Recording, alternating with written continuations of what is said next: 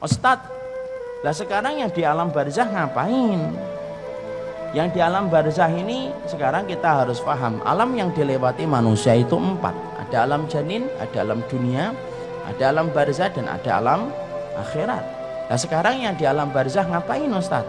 Di alam barzah itu 2. Kalau tidak mendapatkan naim, dia mendapatkan adab. Kalau tidak mendapatkan kenikmatan, maka dia mendapatkan adab. Dan manusia ketika di alam barzah, maka mereka diperlakukan oleh Allah sebagaimana amal yang mereka lakukan ketika mereka di dunia. Makanya macam-macam, beda-beda. Ada roh yang ditaruh di dalam barzakhnya, dilapangkan antara pandangan dia dengan ke surga.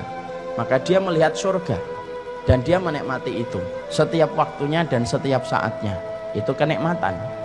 Ada roh yang kemudian tergantung antara langit dan bumi. Siapa roh itu? Yaitu adalah mereka yang memiliki hutang, tetapi tidak membayarkan hutangnya sampai dia meninggal dunia. Dia tergantung antara langit dan bumi. Dia kesakitan, nggak bergentayangan. Nggak ada bergentayangan turun, nggak ada bergentayangan. Maka kemudian di alam barzah itu beda-beda. Ada yang mendapatkan kenikmatan, ada yang ditaruh di sungai darah, dia melipir, setiap dia melipir dilempari batu sampai pecah kepalanya. Siapa? Pemakan riba. Ada yang kemudian ditaruh di tanur. Tanur itu periuk, masuknya kecil, kemudian bawahnya gede. Untuk siapa? Mereka para pezina yang tidak bertobat sampai kemudian mereka mati dengan zina yang mereka kerjakan. Dididihkan oleh Allah setiap waktunya. Makanya zina itu urusan gede, itu zina. Urusan yang tidak bisa dipandang remeh itu urusan zina. Maka dipanaskan. Ada roh yang kemudian di dalam tembolok burung-burung hijau menikmati surga, masuk ke surga di tembolok burung hijau. Kemudian makan yang di surga, kemudian rumahnya di bawah arsy Allah. Siapa itu? Darahnya para syuhada. Beda-beda. Ada ruh yang kemudian mati bunuh diri terus. Kalau dia bunuh dirinya dengan gini, ya dia gini terus. Siapa itu? Orang yang matinya bunuh diri. Kalau ada orang yang kemudian matinya minum baygon, ya di dalam kuburnya minum baygon terus. Dan tidak usah tanya, baygonnya dari mana Ustaz? Saya juga nggak ngerti. Tapi di situ kemudian disebut dengan alam barzah. Alam barzah itu bisa nggak ketemu Ustaz? Bisa. Orang itu kalau di alam barzah bisa ketemu. Makanya perhatikan ketika Nabi lemah di atas pangkuan Aisyah radhiyallahu anha, maka Nabi mengatakan ila rafiqil a'la, ke teman-teman saya yang berada di tempat yang tinggi. Siapa itu? Musa, Ibrahim, Harun, Ismail. Makanya Nabi ketika Isra Mi'raj ketemu nggak dengan saudara-saudara beliau? Ketemu Nabi Musa, ketemu Nabi Ibrahim, ketemu Nabi Adam. Berarti dari dalil itu alam barzah itu mempertemukan ruh selama mereka mendapatkan kenikmatan kubur.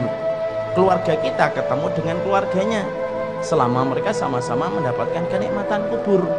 Jadi maaf, kalau orang tua kita, bapak kita meninggalnya di Aceh, ibu kita meninggalnya di timur-timur, selama mereka sama-sama mendapatkan kenikmatan kubur, maka mereka ketemu. Karena alam barzah itu tidak sendirian.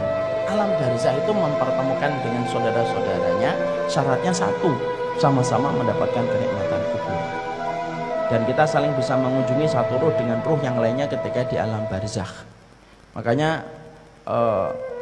kita kemudian mendapati satu hadis yang disebutkan Rasulullah, roh itu kalau mereka berada pada kenikmatan kubur, mereka saling kumpul. Makanya kalau ada roh yang baru datang, baru meninggal dunia, mereka menyambutnya. Dan pertanyaan mereka, pertanyaan tentang keluarga-keluarga mereka yang mereka sudah tinggalkan lama ketika terputus kabar dari urusan dunia. Ruh-ruh yang lama itu akan tanya sama ruh yang baru, gimana kabarnya anak saya, gimana kabarnya suami saya, gimana kabarnya keluarga saya. Itu akan ditanyakan kepada ruh yang baru datang. Itu kata Rasulullah, hadisnya sahih. Kadang-kadang mereka bertanya, gimana kabarnya fulan?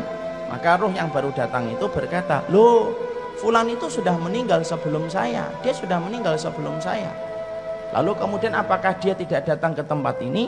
Baru kemudian dijawab, oh kalau dia tidak datang, kalau meninggalnya sebelum kamu kok tidak datang kepada kami, faidah huwa ilahawiyah, berarti dia pergi ke pangkuan api neraka. Nah disitulah ruh itu ketemu. Dan ruh kemudian mereka bertanya kepada ruh yang baru.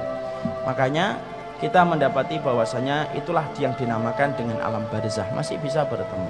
Siapa ruh yang tidak bisa berkumpul? Ruh yang mendapatkan azab kubur itu tidak bisa ketemu. Karena orang yang mendapatkan azab kubur berarti dia berada pada hukuman. Hukuman itu yang tidak bisa mempertemukan dengan keluarganya. Sama dalam konteks kehidupan kita.